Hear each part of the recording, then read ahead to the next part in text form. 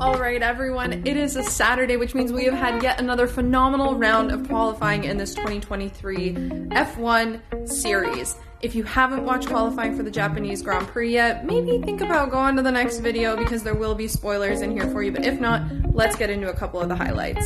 Q1 came to an early end for Logan Sargent when he had an unfortunate incident going into the last turn of a lap and was unable to set a time after crashing into the barriers.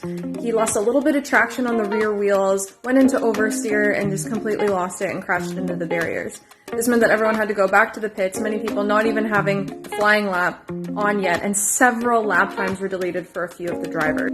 Eventually, things did get back underway, but there were a few people who were out, and Zhou Guanyu was one of the ones who raised a little bit of concern. There was lots of traffic towards the end, and he felt that there was some impeding that didn't let him get the proper flying lap that he wanted to, both from Mercedes on the side, but he also felt like some of the Alpha Tauris were getting in the way, even though Lawson and Yuki both had some pretty good flying laps in Q1. After all was said and done, the 5 drivers who were out in Q1 were Valtteri Bottas, Lance Stroll, Nico Hülkenberg, Zhou Guanyu, and Logan Sargent, which for many people, if you're seeing this, he's the only driver who doesn't know his future in F1 next year.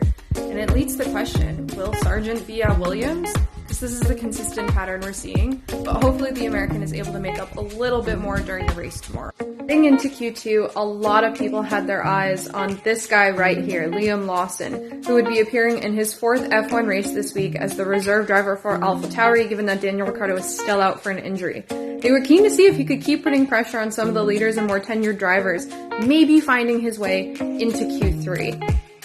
Sadly, the Kiwi driver fell just short of that target, coming P11, being out in Q2, but alongside him were some folks that we probably really didn't think that we would see there, including Pierre Gasly, Alex Albon, Esteban Ocon, and Kevin Magnussen. Albon was gunning for that 7th Q3 appearance of the year, but fell just a little bit short. However, we do know the driver is very talented, and a lot of these folks might make up some space in the race tomorrow. Heading into Q3, Max Verstappen wanted to show everyone that last week in Singapore was an anomaly, and all the criticism he got, well, he took that personally. The guy didn't only set the fastest lap to come P1 in qualifying, he went on a second flying lap when he already had the P1 stop and bested his time yet again. But of course, McLaren fan that I am, who would I be without celebrating the achievements of the papaya this week? Oscar Piastri coming P2 to lock out the front row with Max Verstappen, and Lando Norris being just behind in P3. We're seeing some great upgrades from this team, and if you think about where McLaren was at the start of the season to now, it's almost unrecognizable. There was no pace in that car in qualifying. So, to round out the top 10 that will be starting on the grid tomorrow, like we said, we've got Verstappen first, Piastri second, Lando in third, but we did see some interesting things going on from Ferrari.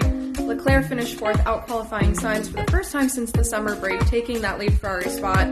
Perez is 5th, Sainz is in a respectable 6th, with Hamilton 7th, Russell 8th, Tsunoda 9th, which all the Japanese fans were super excited to see him throughout the full hour of qualifying. And then lastly, we have Alonso in 10th.